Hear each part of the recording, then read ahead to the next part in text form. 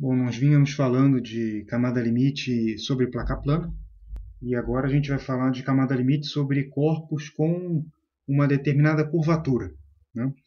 E essa curvatura ela vai ser responsável por uma variação de velocidade local, né? Como a gente pode ver aqui nesse diagrama ilustrando um aerofólio, né, em preto e o escoamento em vermelho, representando em vermelho aí as linhas de corrente do escoamento. E essa variação de velocidade vai me gerar um gradiente de pressão. Tá? A gente costuma dizer, né, nesse caso, que a gente tem uma camada limite, né, eu abreviei aqui camada limite com gradiente de pressão, está, né, abreviado aqui. Né? Então, o caso típico, a gente pega aqui peguei um corpo delgado, razoavelmente delgado, com uma curvatura, isso aqui representa uma espécie de corpo aerodinâmico, um aerofólio, por exemplo, como se fosse uma seção aqui em 2D. O escoamento está desviando desse aerofólio, né, causa uma curvatura, né, no escoamento, então a curvatura do corpo, o corpo tem uma curvatura que causa também uma curvatura no escoamento.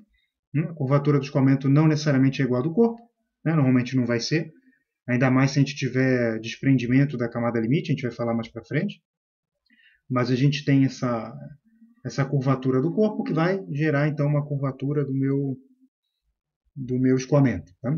Então, essa curvatura no escoamento vai gerar, como a gente acabou de falar, uma variação local de velocidade, que me gera, então, um gradiente de pressão. Né? Como é que a gente acha esse gradiente de pressão? A gente já tinha visto isso. Né? Deixa eu pegar aqui uma, uma anotação de alguma aula passada que está aqui que tá aí para vocês na internet. Então, a gente tinha visto que fora da camada limite, né? A gente vinha falando de fora da camada limite, então se eu tenho uma camada limite aqui em algum ponto, né? Dentro da camada limite, a gente sabe que a gente não tem gradiente de pressão transversal, né, em relação à superfície. Né? Então, numa dada posição, a pressão dentro da camada limite é igual à pressão imediatamente fora, né, na vizinhança dessa camada limite. Né? Então, isso aqui é de uma aula passada, a mesma anotação que a gente veio fazendo, eu guardei o papel, e a gente sabe que a gente tem isso aqui, né, essa condição na camada limite. E quando a gente desenvolveu, então isso aqui está em outra aula, né, passada aí, né? Então a gente tem isso aqui, né? Isso aqui sai de onde, né? Essa relação, essa equação de Bernoulli, né? Imediatamente fora da camada limite, né? Então por isso que a gente coloca aqui, né? A minha linha psi, que representa a minha linha de corrente, né? Ela está, né, na fronteira, né? Na região fronteiriça, né? Uma linha psi constante na fronteira da camada limite. Né? Então, nessa região, imediatamente fora da camada limite, a gente pode usar a equação de Bernoulli, porque o escoamento não tem atrito, ao contrário do que ocorre dentro da camada limite.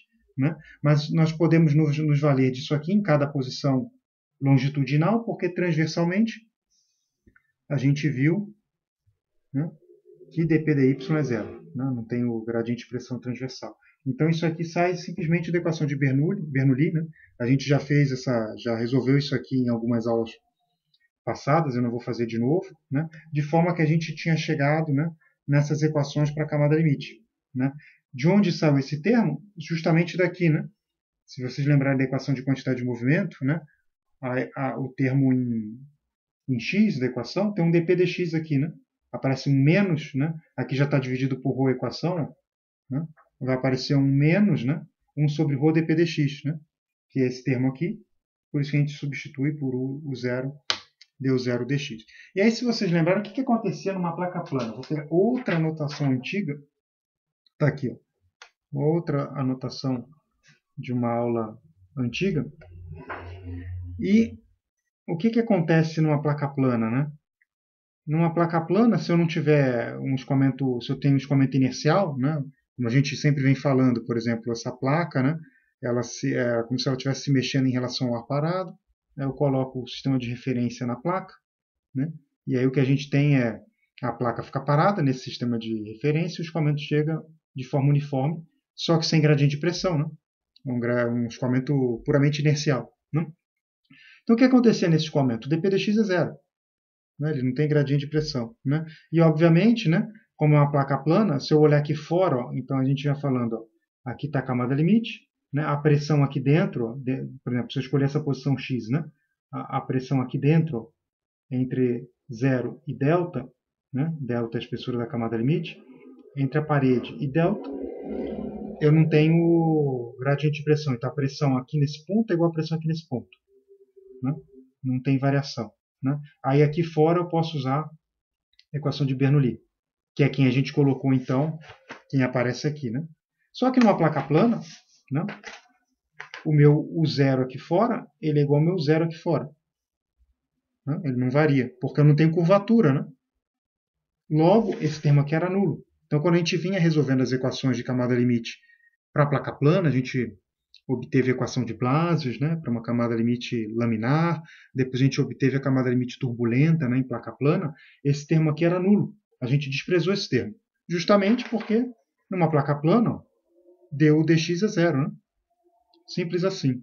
Né? Agora, qual é a diferença quando a gente fala de corpos com curvatura, né? Ou escoamento com gradiente de pressão? Né? Esse termo ali não é mais zero.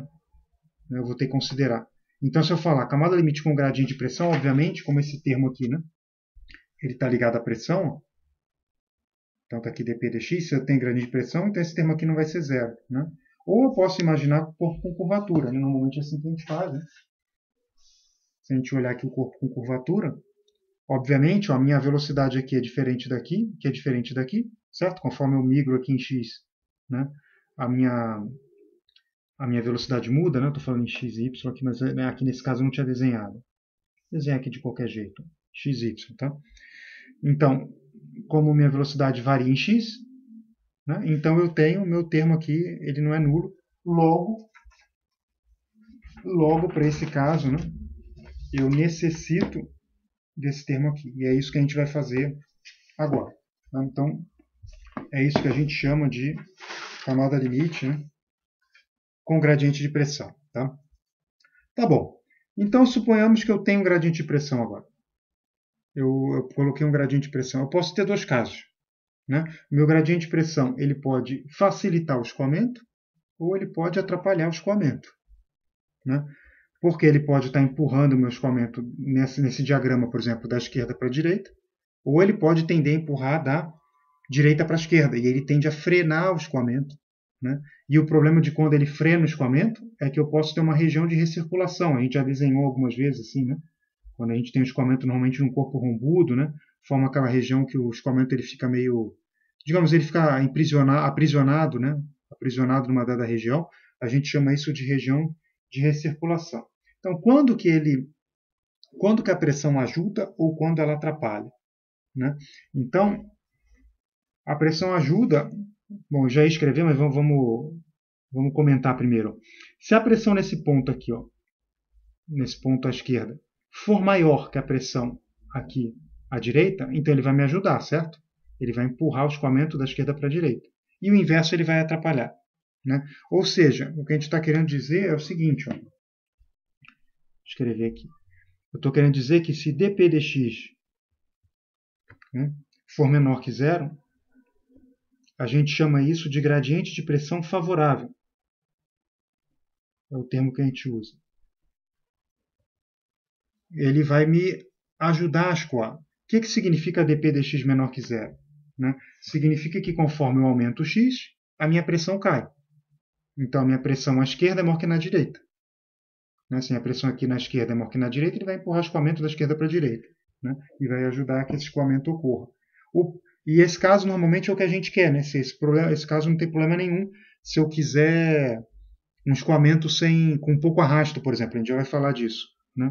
Porém, ó, se eu tiver isso aqui, ó, dp dx maior que zero, isso aqui vai me atrapalhar. Né? A gente chama isso de gradiente de pressão desfavorável.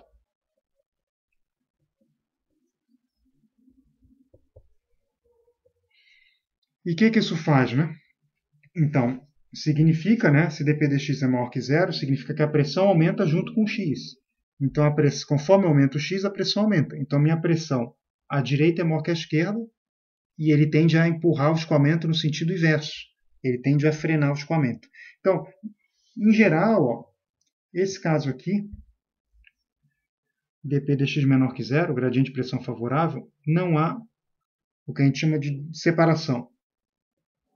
Não há separação. E esse caso aqui, a separação.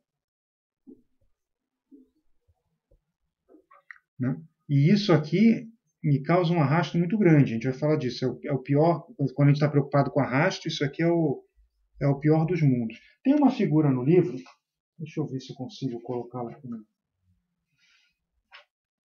na imagem.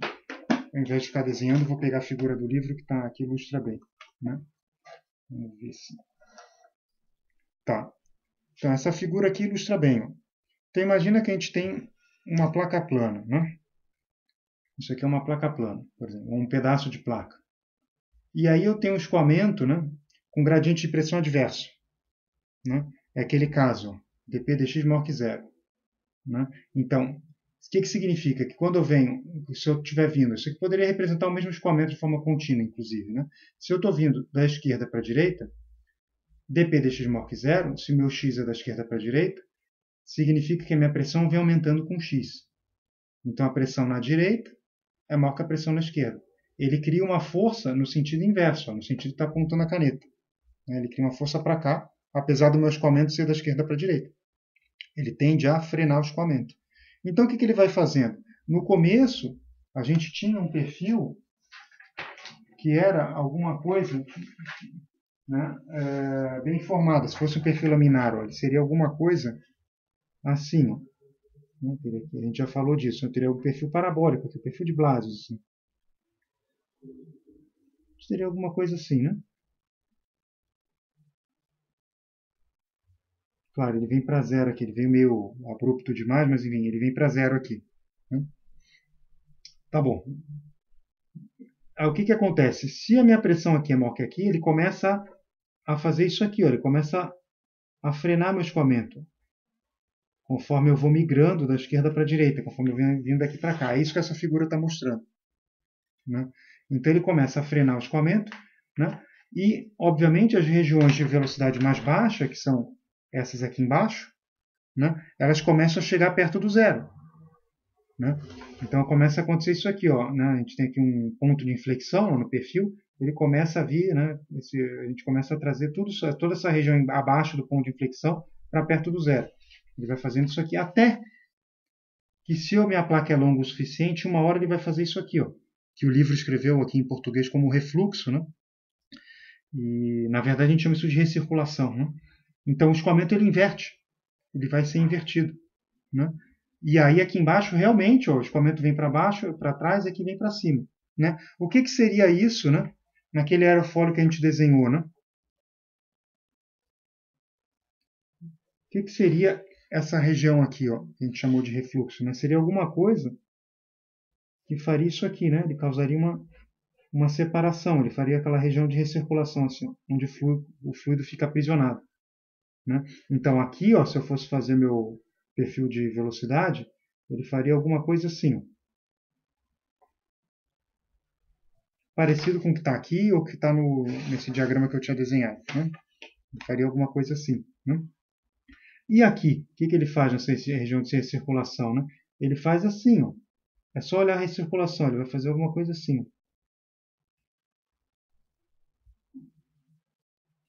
Tá vendo? Isso aqui me causa uma recirculação. E se eu desenhar para cá, ele vai fazer parecido. E por aí vai. Né?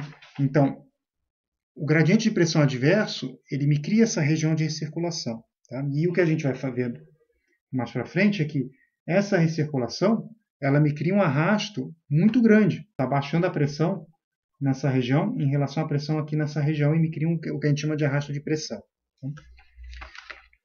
Então, normalmente a gente tenta evitar, né, esse tipo de